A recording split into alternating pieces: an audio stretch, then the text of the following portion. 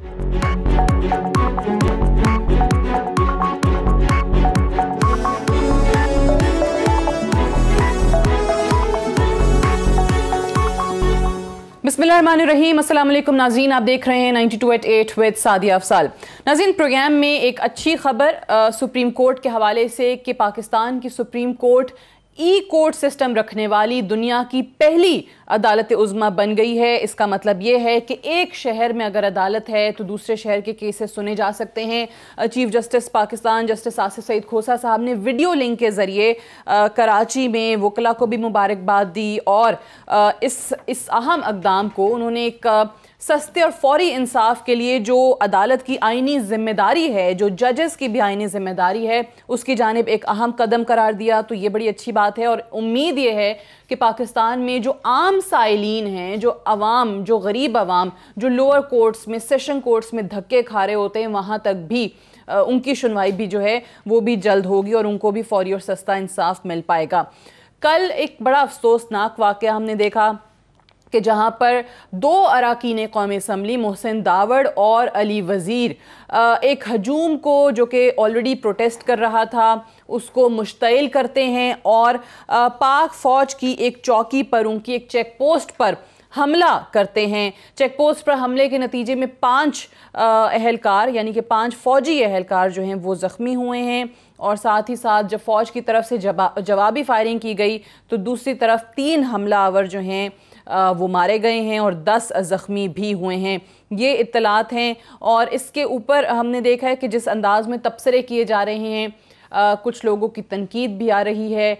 कौमी असम्बली में भी आज पाकिस्तान के इस मामले को उठाया गया और जिस अंदाज में इस पूरे मामले पर सियासत होती नज़र आ रही है, ये कितना ख़तरनाक है इस मुल्क के लिए। एक तरफ फ़ौज जो है वो हमें बयान दे रही है, हमें बता रही है कि हक़ाइक़ क्या हैं, असल में हुआ क्या था, इस हवाले से भी बात करेंगे। और दूसरी तरफ जो आज हमने एक और ख़बर देखी है कि मरियम नवाज़ साहिबा का जो पार्टी ओहदा है उसके ख़िलाफ़ तहरीक इंसाफ की एक दरख्वास्त थी, वो इलेक्शन कमीशन ने मंजूर कर ली है। मुस्लिम लीग नून की नायब सदर मरियम नवाज़ को पार्टी ओहदे से हटाने के लिए ये दरख्वास्त जो है वो जमा कराई गई थी। इन तमाम चीज़ों के हवाले से आज के प्रोग्राम में बात करेंगे और सबसे अहम मामला है नैब का। चेयरमैन नैब के हवाले से आज ख्वाजा आसिफ साहब ने उनके मामले पर पार्लिमानी कमेटी की तश्कील की तजवीज़ दी है। क्या वाकई इस मामले की तहकीकात हो पाएंगी या नहीं, इन तमाम चीज़ों पर बात करने के लिए हमें ज्वाइन कर रहे हैं राना मशहूद साहब, सीनियर रहनुमा है पाकिस्तान मुस्लिम लीग नवाज़ के। बहुत शुक्रिया आपकी तशरीफ़ आवरी का। शैला रज़ा साहिबा हमारे साथ मौजूद हैं कराची से, पाकिस्तान पीपल्स पार्टी की सीनियर रहनुमा हैं, आपका भी बेहद शुक्रिया। और अभी हमारे साथ सदाकत अली अब्बासी साहब MNA हैं, पाकिस्तान तहरीक इंसाफ की तरफ से इस्लामाबाद स्टूडियोज़ में मौजूद होंगे। राना मशहूद साहब, सबसे पहले तो आई स्टार्ट विद यू। ये जो कल मामला हमने देखा है PTM के सपोर्टर्स का, वर्कर्स का, ऑलरेडी एक का प्रोटेस्ट चल रहा था और उस पर जो ख़बरें आई हैं वो ये कि जब ये 2 अरकान असम्बली मोहसिन दावड़ और अली वज़ीर वहाँ पहुँचते हैं तो मुश्तइल करते हैं हजूम को और वहाँ चेक पोस्ट पर हमला किया जाता है। ये कौन से मुआशरे के अंदर या कौन से मुल्क के अंदर इस चीज़ की इजाज़त दी जा सकती है कि इस तरीके से एक मुश्तइल हजूम पाकिस्तान की या किसी भी मुल्क की अफवाज पर ऐसे उठ के हमला कर दे? बिस्मिल्लाहिर्रहमानिर्रहीम। सबसे पहली बात तो यह है कि कल का ये एक इंतहाई अफसोसनाक वाक़या है, लेकिन जितनी मैं इसको स्टडी करता रहा हूँ और देखता रहा हूँ कि ये दोनों साहिबान सेनेट के अंदर भी, कौमी असम्बली के अंदर भी और कौमी असम्बली में तमाम जमातों का ये था कि इसके ऊपर एक कमेटी बन जानी चाहिए जो बैठकर इनके ग्रीवेंसेस को सुने, क्योंकि डायलॉग, अब ये जो कुछ भी कल का अफसोसनाक वाकया हुआ है इसके बाद भी डायलॉग ही होना है, इसके बाद भी बैठकर बात ही होनी है।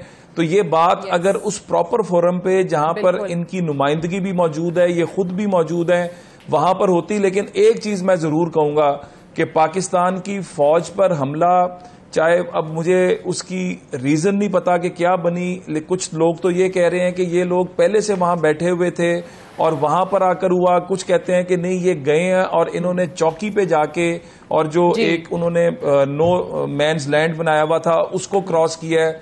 जो भी हुआ एक इंतहाई अफसोसनाक अमर है, लेकिन इसमें एक इंतहाई बदकिस्मती का पहलू ये है कि ना इंटीरियर मिनिस्टर नजर आ रहा है, ना उनकी तरफ से कोई स्टेटमेंट आ रही है, ना प्राइम मिनिस्टर की तरफ से आ रही है, हुकूमत का वजूद नजर ही नहीं आ रहा। और ये इंतहाई खतरनाक पहलू है कि हमारी जो बहादुर अफवाज हैं, जो हमारे अदारे हैं, उनको आकर बात करनी पड़ रही है। और जब अदारों को खुद आकर बात करनी पड़ती है तो वो कंफ्यूजन और फैलती है। यहां पर हुकूमत को आगे आना चाहिए था, हुकूमत को तर्जुमान बनना चाहिए था और हुकूमत को इस चीज को डिफ्यूज करना चाहिए था।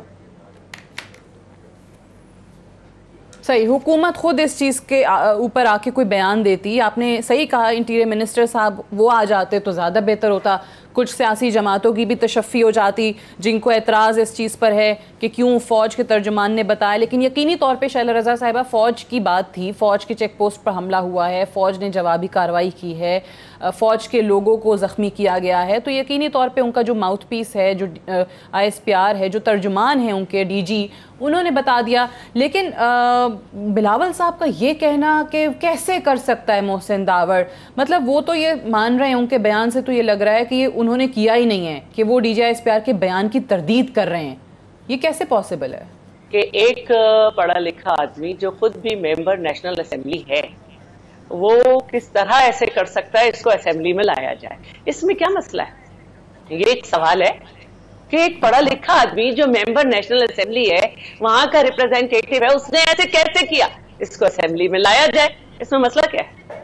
मसला नहीं है ये, मसला वही पढ़ा लिखा शख्स है जो एक टाइम पे अमेरिकी हमलों की, ड्रोन हमलों की तायीद करता था। उस इंसान के 2013 के ट्वीट्स मौजूद हैं। उस वक्त आप लोगों की हुकूमत जा रही थी, आपको याद होगा। मेरा कहना इतना है कि जब उसके इलाके के लोगों ने उसको की हैसियत, रिप्रेजेंटेटिव की हैसियत से भेज दिया, तो अब इस मसले को असेंबली में लाया जाए। अगर वो इतना गलत आदमी था तो इलेक्शन कमीशन, अरे वो जाके आपकी फौज की चेक पोस्ट पे हमला कर रहे हैं शैला साहिबा, आप लोग कह रहे हैं कि नहीं फौज। अरे मैं क्या करूं जब मैं आपको अपनी बात समझा रही हूँ, आपको समझ ही नहीं आ रहा। जब वो इतना गलत आदमी था तो उसको इलेक्शन कमीशन ने इजाजत कैसे दी इलेक्शन में पार्टिसिपेट करने की? अब आप आ गई एक वो करने। सादिया अफजाल साहिबा, मैं बहुत अच्छी तरह समझती हूँ आपके जज्बात को, लेकिन मैं ये सिर्फ ये कहना चाह रही हूँ कि उसने ऐसा क्यों किया, वो ऐसा कैसे कर सकता है, उसको असेंबली में बुलाया जाए, इस पे कमेटी बनाई जाए। हमारा ये कहना है, इसमें आपको क्या प्रॉब्लम है?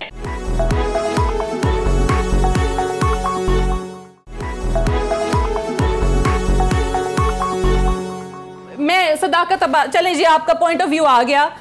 मैं मुझे ये बता दें, इन्होंने कहा कि उसको असेंबली में बुलाया जाए कि उसने आखिर ऐसा क्यों किया। अब मुझे ये बताएं कि अरकान कौमी असेंबली, कोई भी, आप भी रुकने असेंबली हैं, अगर कल खुदा ना खास्ता आप ये हरकत करते हैं तो आपको फौज अरेस्ट करके कार्रवाई करेगी हुकूमत रियासत पाकिस्तान आपके खिलाफ, के असेंबली में बुला के आपसे सवाल जवाब का सेशन होगा। मोहसिन दावर ने एक करारदाद पेश की, उस पे cross party line, prime minister ने भी आके उसके हक में वोट दिया। फाटा वाली ऐसे बंदा जो अगर बंदूक उठा के आपकी फौजी चौकी पे हमला करता है और कोई पॉलिटिकल पार्टी मुल्क में बैठ के उसका जवाब निकालती है, इसको आप सवाए अफसोस के क्या कह सकते?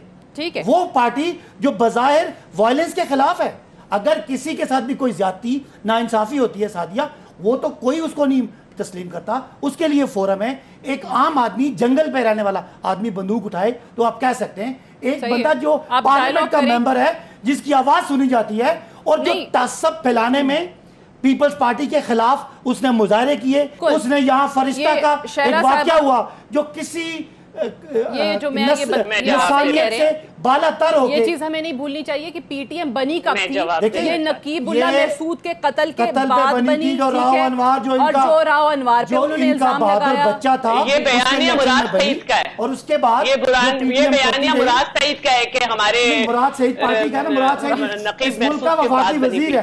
तो अच्छा चले, मुझे ये बताएं, कहने की बात यह है कि ये कोई भी लसानियत की बुनियाद पे कोई बात करेगा, वो कोई भी करेगा, वो बिलावल करेगा, वो मुराद करेगा, वो उसको कंडेम करना चाहिए। आप राना मशहूद साहब ने अच्छी बात की थी कि हल ऑब्वियसली डायलॉग से निकलना है। तो मुझे तो आज, हालांकि PMLN का भी जो स्टैंड है इस पे, आई थिंक आप इस मौजूद थे, ख्वाजा आसिफ साहब ने तकरीर की और उन्होंने इसको, इस हमले को, ये नहीं कहा उन्होंने कि हमला हुआ ही नहीं है, उन्होंने कहा यह हमला बहुत शर्मनाक है, उन्होंने वही मौकफ लिया है। अगर कोई प्रोसेस से निकल के आज आप एतजाज ऐसा न हो, आप अपना कोई मैच्योर लीडर हो, उससे आप एक्सपेक्ट कर सकते हैं। उनके जी आप दोनों खुद ही कर लेना प्रोग्राम। अब मेरा ख्याल है कि अगर आप मेरी बात में इतना बोलेंगी तो आप लोग खुद ही कर लें। थोड़ा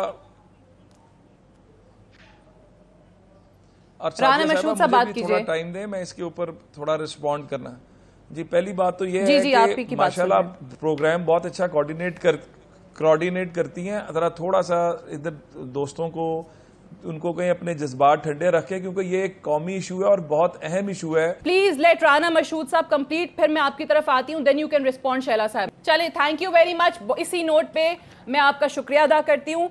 और जिस तरह आपने कहा कि आप आना नहीं चाहती थी, तो कोई बात नहीं, आपने अपना प्रेशियस टाइम अभी तक दिया, बहुत बहुत शुक्रिया। Thank you very much Rana Shaila साहब आपका। राना मशहूद साहब और सदाकत अली अब्बासी साहब हमारे साथ कंटिन्यू करेंगे। राना मशहूद साहब फरमाइए। बात यह है, मैं जो कह रहा था, देखें ये जो इन्होंने बात की ना कि कोई तंजीम खड़ी हो जाए, पाकिस्तान का अलमिया ये रहा है कि बांग्लादेश जब बन रहा था तब भी हम कह रहे थे कि ये जो लोग वहां पर बात कर रहे थे हम उनकी बात को नहीं सुन रहे थे। बलोचिस्तान के लोग जब बात कर रहे थे और वहां पर जब फौज कशी की गई और एक सियासी हुकूमत ने करवाई, उस वक्त भी उन लोगों की बात नहीं सुनी गई। सिंध के अंदर जो इतने मामलात खराब रहे वो इसलिए रहे कि उनकी बात नहीं सुनी गई। फाटा वजीरिस्तान के अंदर जो हालात रहे, एट दी एंड क्या होता है, एट दी एंड आप जितनी मर्जी लड़ाई कर लें, आपको डायलॉग करना होता है। तो मेरी ये पाकिस्तान के मुस्तकबिल का सवाल है, ये हमारे बच्चों के मुस्तकबिल का सवाल है। ये बात दुरुस्त है कि सबको कोशिश ये करनी चाहिए। फौज का मौकफ आना अपनी जगह, इंटीरियर मिनिस्टर साहब को आके बयान देना चाहिए था। नहीं, दूसरी बात मैं एक और भी करूंगा, ये नौजवान जो खड़े हुए हैं पाकिस्तान की आर्मी के, ये हमारे बच्चे हैं, ये हमारे लिए कुर्बानियां दे रहे हैं। इनका मौकफ बिल्कुल सुना जाना चाहिए, लेकिन एक फोरम ऐसा होना चाहिए। यहां पर हुकूमत का काम था कि फौरी तौर पर आगे बढ़ती, फौज की भी सुनती, इनकी भी सुनती, तमाम पार्टीज जो वहां पर स्टेक होल्डर्स हैं उनको बिठाती। खुदारा इस पाकिस्तान के खिलाफ ऑलरेडी बहुत साजिशें हो रही हैं, हम एक नया पंडोरा बॉक्स ना खोलें, फौरी तौर पर इन लोगों को इंगेज करें। चाहे इन्होंने ज्यादती की, चाहे इन्होंने गलती की, लेकिन उनके वो यहां तक पहुंचे क्यों, हमें यह भी देखना है और इसके ऊपर बैठकर बात करनी चाहिए। इस पे तो I agree, dialogue is the only way forward. Interior minister साहब या प्राइम मिनिस्टर साहब सदाकत अली अब्बासी साहब, अगर उनकी तरफ से कोई बयान आ जाता तो यू थिंक कि ये मामला ज़्यादा बेहतर होता, या जिन लोगों को आज जो मुझे फील हुआ है कि फ़ौज के बयान आने पे थोड़ी से प्रॉब्लम्स हो रहे हैं, उनको भी शायद वो उनकी तशफ़ी हो जाती, उनको भी प्रॉब्लम्स ना हो रहे होते। एक तो राना साहब ने कहा कि उनकी कोई बात नहीं सुन रहा, उनके दो रिस्पेक्टेबल MNAs असेंबली में मौजूद हैं, और मैंने आपको बताया कि उन्होंने करारदाद जो फाटा के हवाले से ली, उसमें PTI, people's party, cross party line सब ने 100% उसके साथ सपोर्ट किया। एक तो ये उनको कोई फोरम का इशू नहीं है। DG ISPR ने कहा कि वो उनसे मुज़ाकरात कर चुके हैं, आप बाकी छोड़ें, आपको सियासत इख्तलाफ है, मुझे इस बात पे इख्तलाफ है। ये जो बच्ची फरिश्ता के साथ हुआ वो हमारी बच्ची थी, जैसे ज़ैनब भी हमारी बच्ची थी, उनका बड़ा यानी एक साजिश सामने आ जाती है। दूसरी बात ये कि वज़ीर आज़म गए जब वहाँ पे फाटा में, उन्होंने कहा कि जो PTM वाले बात कर रहे हैं वो ठीक कर रहे हैं, जो उनके मुतालबात है मिसिंग पर्सन के हवाले से, जो उनके मुतालबात थे माइंस के हवाले से, जो उनके मुतालबात थे चेक पोस्ट के हवाले से, जो उनके मुतालबात थे कि यहाँ पश्तो स्पीकिंग लोग रखे जाए, सारे मुतालबात माने जा चुके हैं। क्या कोई जी शऊर आदमी, आपकी वो फौज जिसने पूरी दुनिया की आपकी दहशतगर्दी की जंग में आपका सर फखर से बुलंद किया, कुर्बानियां देके, किसी को इजाजत हो सकती है कि वो बंदूक लेके जाए और 2 MNA साथ हो? मैं सिर्फ ये बात कर रही हूँ, मैं ये सिर्फ कह रही हूँ कि आपने कहा ना कि DG ISPR ने कहा कि हमने मुज़ाकरात कर लिए, डायलॉग कर लिए, so is this the end कि अब डायलॉग मजीद नहीं होंगे? जो DG ISPR की प्रेस कॉन्फ्रेंस में था कि देयर टाइम इज अप, आपको याद होगा ये जुमला। एक पॉलिटिकल कमेटी बनी है जिसमें सारे MNAs शामिल हैं और KP के वजीर आला उसके हेड है। इसके अलावा आप देखें जो फौज की बात है, ये एरिया वो है जहां पे फौजी ऑपरेशन हुआ, ये एरिया वो है जहां फौजी चौकियां मौजूद हैं, ये एरिया वो है जहां आए दिन अफगानिस्तान से टेररिस्ट हमला करते हैं। लिहाजा इस एरिया का स्टेटस कोई आम तरह के सेटल एरिया का नहीं है। We are trying our best कि इसको सेटल एरिया बनाया जाए। क्या किसी पाकिस्तानी को उसका ताल्लुक किसी से भी हो, उसके जो भी उसके रिजर्वेशंस और एप्रीहेंशंस हो, उसको ये इजाजत दे सकते हैं वो बंदूक लेके आपके फौजी के सामने खड़ा हो जाए? ये चीज है।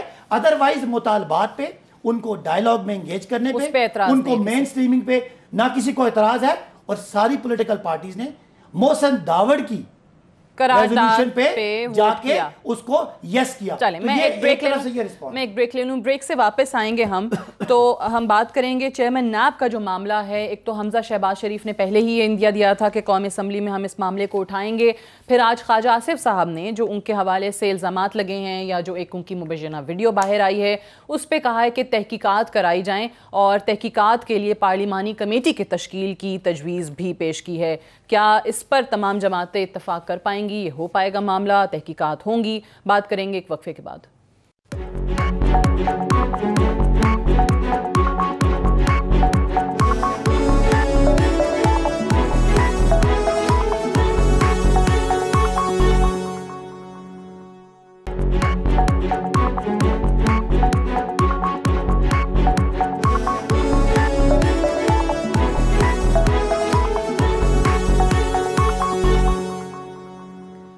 Welcome back. प्रोग्राम में एक बार फिर से खुश आमदीद। राना मशहूद साहब, आज कौमी असम्बली में जैसे बात हुई कि आप मामले की तहकीकात कराएं जो कि चेयरमैन नैब के हवाले से है, पार्लिमानी कमेटी बना दी जाए, आपको क्या लगता है कि ये तहकीकात हो पाएंगी? आज तक वैसे जितनी कमेटियां बनती हैं पता नहीं वो रिपोर्ट्स उनकी कहाँ चली जाती हैं, ऐसे मामलों की कुछ सामने आ नहीं पाता, कोई मंतकी अंजाम नहीं होता।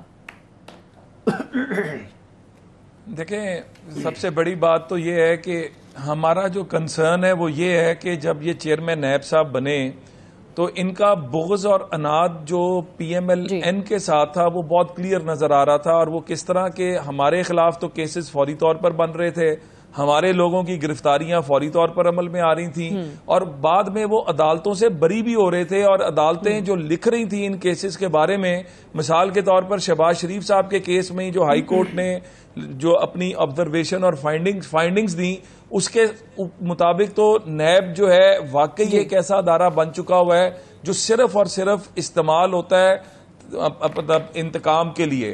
क्या उसकी वजह से ये अपोजिशन के खिलाफ कार्रवाइयां और हुकूमत के पूरी दुनिया चीख रही थी कि अलीमा खान की प्रॉपर्टियां निकल आई, आप देखें कि वाडा साहब की प्रॉपर्टियां निकल आई, मालम जब्बा केस, उसके बाद BRT केस, मतलब उठा के देख लें।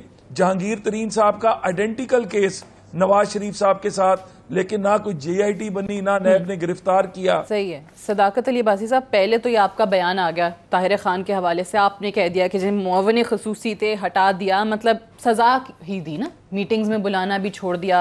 जहांगीर तरीन साहब वाला इल्जाम बिल्कुल गलत है। ख्वाजा आसिफ साहब ने आज आपका नाम भी लिया on the floor of the house. जिस टॉक शो की बात कर रहे हैं उस टॉक शो पर यह बात हुई कि वो हमें खान साहब को असिस्ट करते थे और उनका वो चीज़ ख़त्म होगी।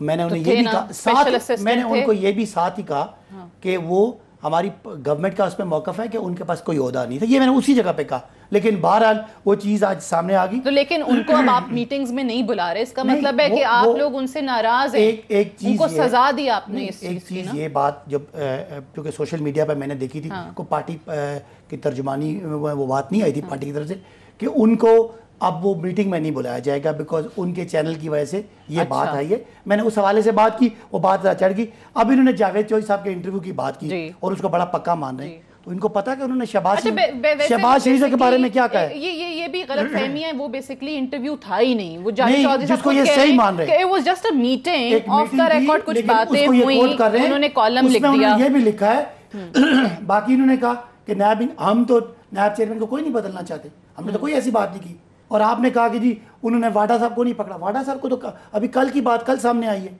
वाडा साहब कौन से कोई पब्लिक ऑफिस होल्डर थे? अलीमा खान का नाम इनको रटा हुआ है, वो कौन सी पब्लिक ऑफिस होल्डर थी? बाकी अगर बात थी तो अलीम खान उसी प्रोसेस से गुजरे जिससे शहबाज से गुजरे। अगर आपके ख्याल में नैब के केसेस कमज़ोर थे और अदालतों के फैसले थे तो मेरे भाई आपके पास 5 साल हुकूमत थी, आप नैब के कानून में तरमीम ले आते। उसका जवाब भी आज फिर आपने सुन लिया फ्लोर ऑफ द हाउस कि हमारी गलती है, हम नहीं लेकर आए। ये कह देना काफी नहीं है ना कि आप कानून में तरमीम करते। अगर किसी के खिलाफ नैब का रेफरेंस बनता और उसको सजा ना होती तो आप नैब आपको कॉम्पनसेट करता। आज आप इस तरह की बातें कर रहे हैं और बातें कौन कर रहे हैं? अच्छा, जो मैं एक जुमला बोल रहे थे, सैफुर रहमान वाला एहतसाब करने वाले, अल्लाह के फजल से हमारी गवर्नमेंट का, हमारी लीडरशिप का अच्छा, मुझे एक चीज बता दें, कोई ऐसी चीज हम नहीं हो रही ये वाली, ये जो अभी राना मशहूद साहब ने बात की ना, क्योंकि ये बहुत सारे हलकों से ये अफवाह कह लें, जो भी कह लें, इसको चल भी रही है कि ये जो डेप्यूटी चेयरमैन हैं उनके जरिए कोई काम निकलवाने, इनको हटा के या उनको लाया जा सकता है, उनको एक्टिंग चेयरमैन के तौर पे। Is this true? क्योंकि अदरवाइज तो प्रोसीजर आप बेचे ना, ये कुछ तो नहीं ऐसा, मर्जी बेचे कुछ क्या हमने जो डिप्टी चेयरमैन लगाया वो आईनी और कानूनी नहीं था? क्या वो प्राइम मिनिस्टर का प्रेरोगेटिव नहीं था? क्या हम बगैर किसी इल्जाम के चेयरमैन को फारिग कर सकते हैं जब तक कि उनका पूरा जुडिशियल कमीशन, पूरा उनका वो क्या प्रोसेस है जो उनको रखने वाला? अब सवाल ये तो सारी ऐसी बातें, वो लोग जो अंदर जेलों में बंद हैं वो इल्जाम लगा रहे हैं। राइट, जुडिशियल काउंसिल की आपने बात की राना साहब। अब इसी पे सवाल ये कि क्या नून लीग इस मामले पे चेयरमैन नैब के खिलाफ सुप्रीम जुडिशियल काउंसिल जा रही है? देखें, हम हमेशा पार्लियामेंट को सुप्रीम समझते हैं और इस मुल्क को अगर आगे लेके जाना है तो हमें जमहूरी अदारों को मजबूत करना होगा। और ये जो कुछ पीछे होता रहा, इसके ऊपर सबसे ज्यादा कंसर्न भी सियासी जमातों को है। देखें, जाती राय तो मेरी भी अगर आप पूछें तो हो सकता है कि पार्टी लाइन जो बन रही है, हर एक अपनी अपनी जाती राय रखने का हक रखता है, लेकिन इसके ऊपर बैठकर हमने जब आपकी जाती राय वैसे मलिक साहब से मिलती जुलती है तो नहीं, मैं ये नहीं कह रहा, मैं कह रहा हूं कि जाती राय रखना हर एक का हक होता है। मेरी राय यही है कि पार्लियामेंट में जाना चाहिए, पार्लियामानी बॉडी बोर्ड बनना चाहिए और वो इसको देखे। और इसके ऊपर मलिक साहब ने भी जो उस दिन गुफ्तगू की, वो मेरा ख्याल है थोड़े, बाकी तो सारे कुछ वही था जो पार्टी की लाइन है, उसके ऊपर वो शायद थोड़े जज्बाती हो गए और वो उनकी अपनी जाती राय है। चलें, अच्छा एक चीज मुझे, मैं अगर एक जुमला बोलूं, फरमाएं। सदाकत अब्बासी कोई बात कर दे एक टीवी टॉक शो में कोने में, वो जाती राय पार्लियामेंट में डिस्कस हो जाए, और जो सारा वक्त टीवी पे नून लीग की नुमाइंदगी करता है, वो जाती राय नहीं, वो तो कहना इंकशाफ किया था आपने कि ये था और ये हो गया है। और मुस्लिम लीग नून का जो सुबह शाम टीवी पे बैठा है, अब्बासी साहब, इसको कहते हैं चोर की दाढ़ी में तिनका। हम तो मलिक अहमद की बात कर रहे थे कि उन्होंने एक बात की और आपने तो प्राइम मिनिस्टर हाउस में जो शख्स बैठा है उसके बारे में इंकशाफ किया था। तो ये वो खैर है, अब जो हो गया सो हो गया। ब्रेक ले लें, डिस्कशन को ब्रेक से वापस आकर यहीं से आगे बढ़ाएंगे। Stay tuned.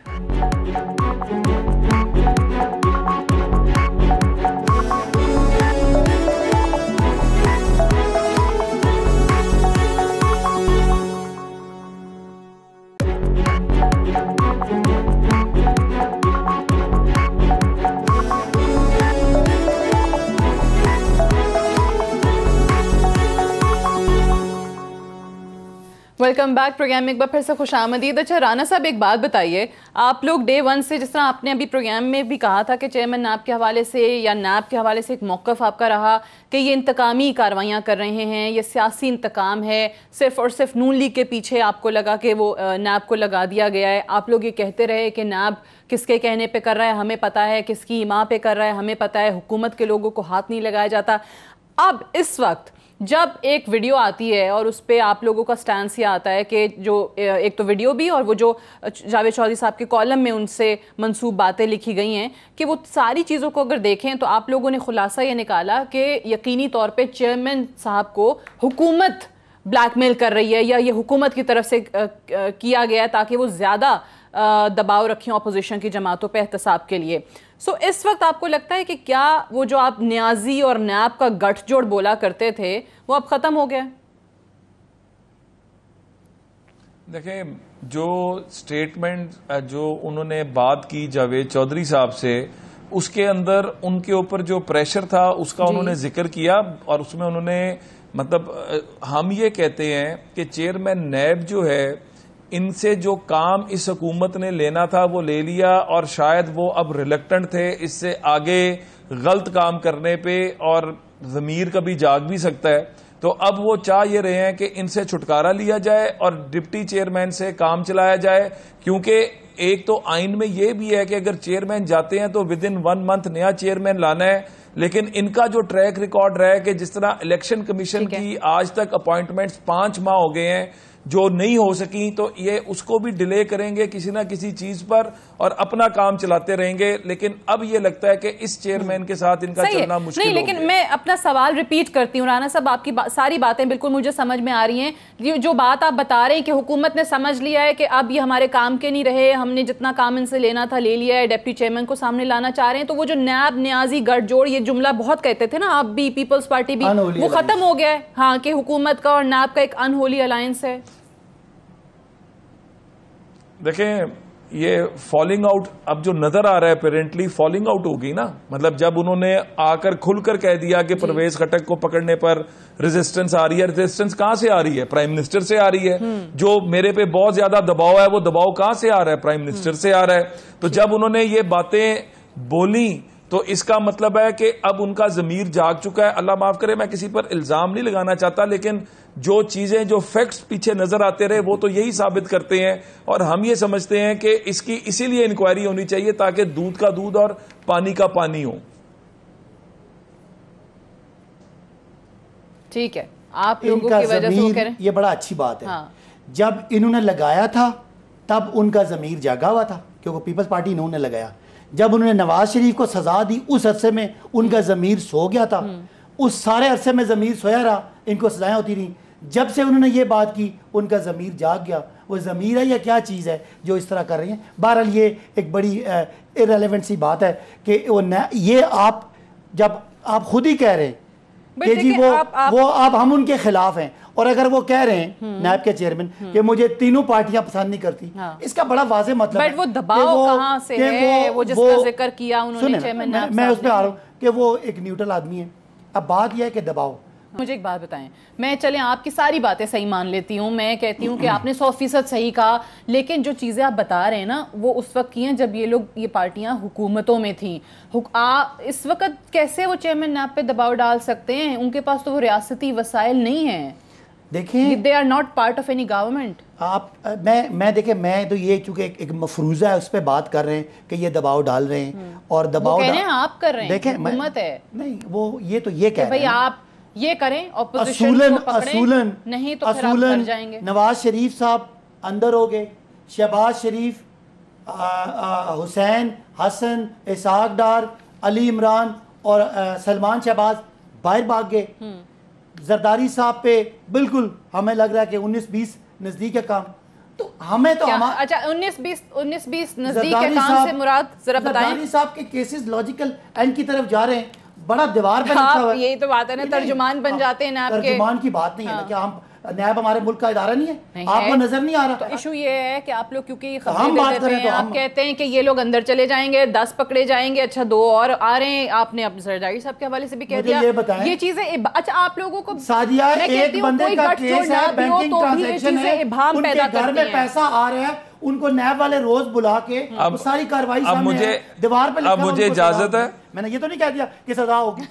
नवाज शरीफ साहब अब इजाजत है जी, शहबाज शरीफ साहब आगे में जब आएंगे उनको सजा होनी है। लेकिन एक चीज मैं सर एक जुमला कह दूं, फिर राना साहब आपकी तरफ आ रही हूँ। सिर्फ ये कि इनको बाकी सारी चीजें दीवार पे लिखी नजर आ रही है। मैं सदाकत अली अब्बासी साहब को ये कहना चाह रही थी कि बाबर अवान साहब के खिलाफ रेफरेंस है, तहकीकात नहीं, इन्वेस्टिगेशन नहीं, इंक्वायरी नहीं, रेफरेंस है। अगर वो तब भी गिरफ्तार नहीं होते ना तो फिर सवाल तो बनता है। इख्तियार मुस्लिम लीग नून ने, पीपल्स पार्टी ने और मुशर्रफ साहब ने नैब के चेयरमैन को दिया है। तो अगर उनका ये राइट है, आप जाएं राइट को चैलेंज करें। अरे अगर वो का राइट है, उन्हीं का राइट है। अगर नैब के चेयरमैन ये कह सकते हैं, जुमला सुन लें, ये कह सकते हैं कि मुझ पे दबाव है और मैं दबाव नहीं मानूंगा, तो वो अरेस्ट कर ले, चले, आजाद है ना, वो किसी को जवाब दे सकते हैं। राना साहब देखें, ये इनकी अपनी बातों के अंदर ही तजाद है।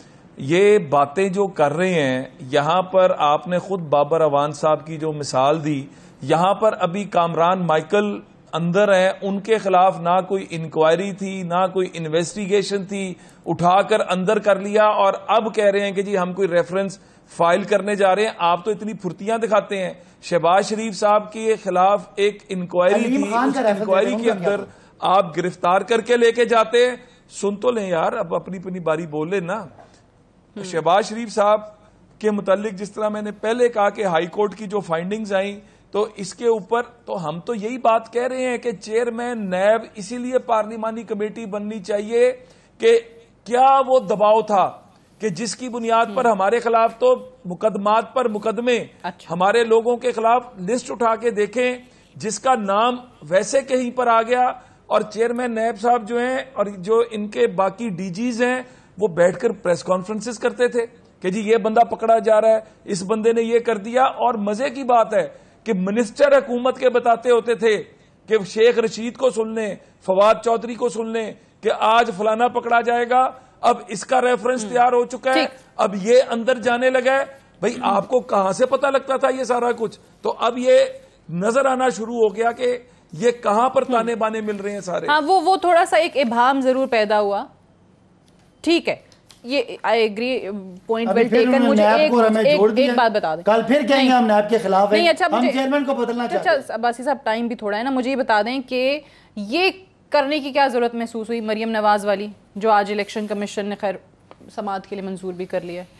मुस्लिम लीग नून की नायब सदर मरियम नवाज साहिबा को उनके ओहदे से हटा के आपको लगता है कि वो जो अगर पार्टी जिस तरह आप कहते हैं कि वो रन कर रही हैं वो कर्टेल हो जाएगा? हम तो नवाज शरीफ साहब के खिलाफ ही गए थे। हाँ। जब उनको पार्टी का इन्होंने ना हम इनके मुखालिफ पार्टी हैं और हम हुकूमत भी हैं। अगर कोई गैर आईनी और गैर कानूनी काम कोई भी करता है, ये हमारे खिलाफ लोग गए हैं।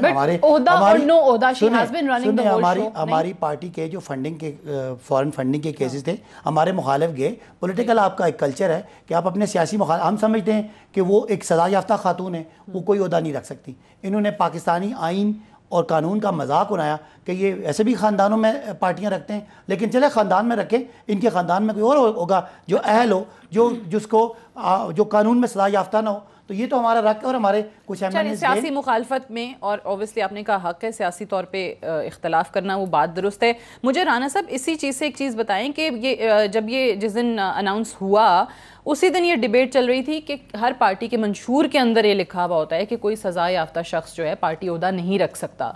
तो फिर मरियम बीबी को क्यों दिया गया? आज तो उनके खिलाफ तहरीक इंसाफ की दरख्वास्त मंजूर भी हो गई इलेक्शन कमीशन में। अभी समाअत के लिए मंजूर हुई है और उसमें 17 जून डेट पड़ी है, और हम वी आर वेरी होपफुल कि वो उनको ना सिर्फ इजाजत मिलेगी, क्योंकि इनके खिलाफ जो मुकदमा है, जो इनके खिलाफ केस बनाया गया था, वो केस की कोई लीगल फुटिंग नहीं है। लीगली वो केस कहीं पे स्टैंड नहीं करता, और उसके अंदर, उसी केस के अंदर जिसमें मरियम नवाज को नाअहल किया गया था और नवाज शरीफ साहब के मुतल्लिक, उसके ऊपर इस्लामाबाद हाई कोर्ट का फैसला पढ़ लें, उसमें क्लियरली लिख दिया गया हुआ है कि कोई करप्शन के चार्जेस नहीं है और हुकूमत बुरी तरह, नैब का दायरा बुरी तरह नाकाम हुआ है, नंबर 1। और दूसरी बात है कि ये इतने प्रिंसिपल्ड बनते हैं, ये इतने प्रिंसिपल्ड बनते हैं, तो कैलिफोर्निया की अदालत में जो इमरान खान साहब के ऊपर केस का फैसला आया था, तो इतने असूली हैं, तो फिर कहे ना कि वो जाके एक फैसला मौजूद है और 62-63 पर इमरान खान साहब नहीं उतरते, और वो केसेस भी अदालतों के अंदर मौजूद हैं, और वो उसका फैसला मेरे पास टाइम खत्म हो गया। I have to wind up here। सदाकत अली अब्बासी साहब, राना मशहूद साहब, बेहद शुक्रिया प्रोग्राम में ज्वाइन करने के लिए। That's all for tonight। इजाजत दीजिए, खुदा हाफिज।